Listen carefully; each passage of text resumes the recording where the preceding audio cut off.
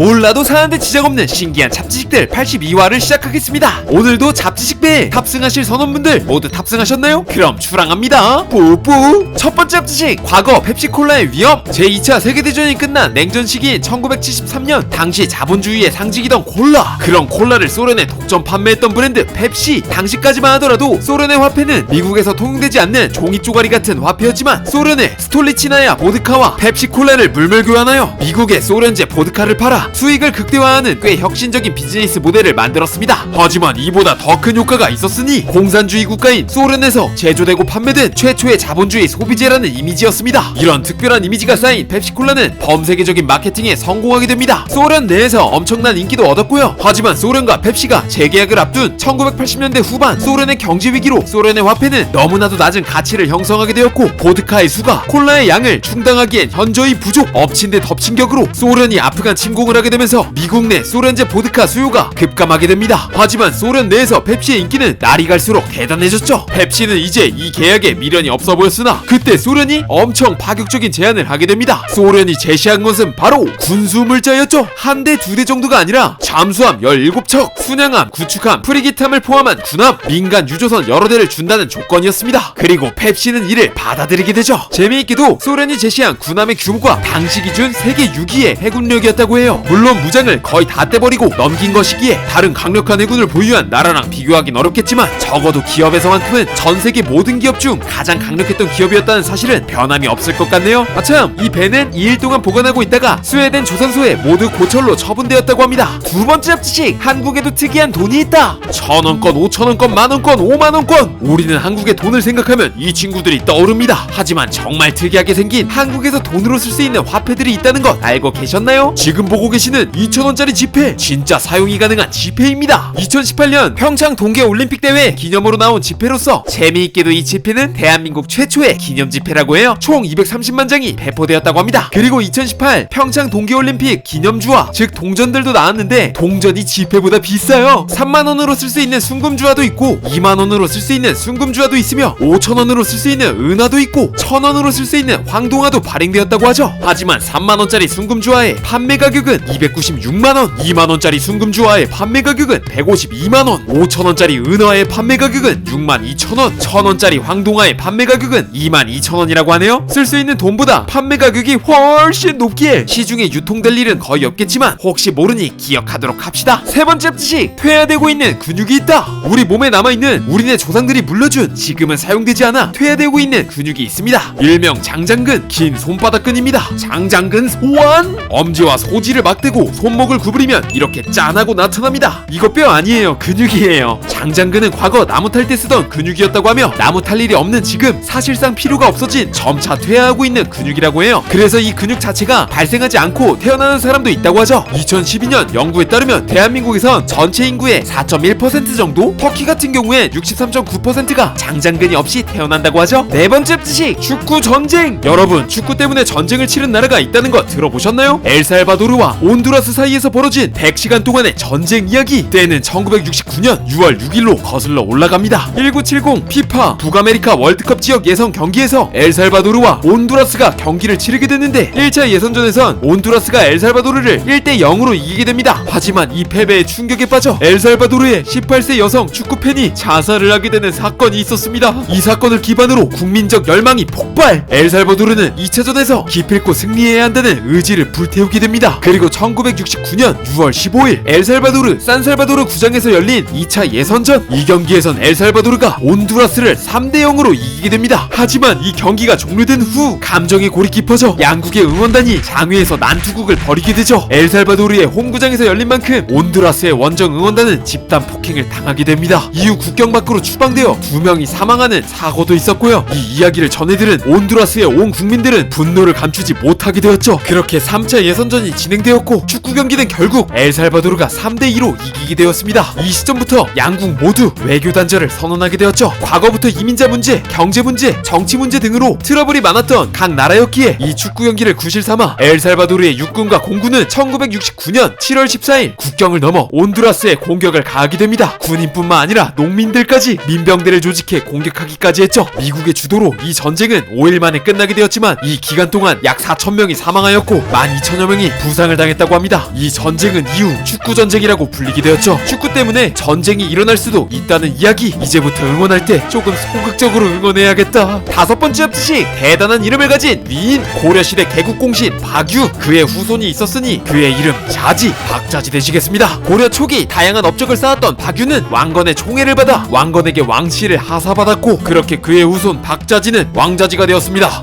충격적이죠? 근데 출신이 더 특이합니다. 엄청나게 특이한 이름과 다르게 내시 출신이었다고 합니다. 와우. 물론 고려의 내시는 조선시대와 달리 왕을 가까이서 보필하는 신진관료를 말합니다. 거세한 환관은 아니었다고 해요. 그리고 왕자지는 척준경과 함께 여진족을 무찔렀던 인물로서 기록된 역사 속의 인물이라고 하네요. 오늘은 여기까지. 다음 영상이 한반도 역사상 가장 강력했던 무인이라 그런지 뭔가 오늘의 몰사신잡에선 역사에 관련된 이야기를 많이 해드렸던 것 같아요. 다음 영상 진짜 재밌으니까 이번 주 목요일 기대해주세요. 우리 말천님들이 백과사전이라고 불리는 날까지 무수한 정진을 할 것을 약속드리며 오늘의 참알람은 물러가 볼게요. 우리 말천님들 짱 많이 사랑해요. 뿅.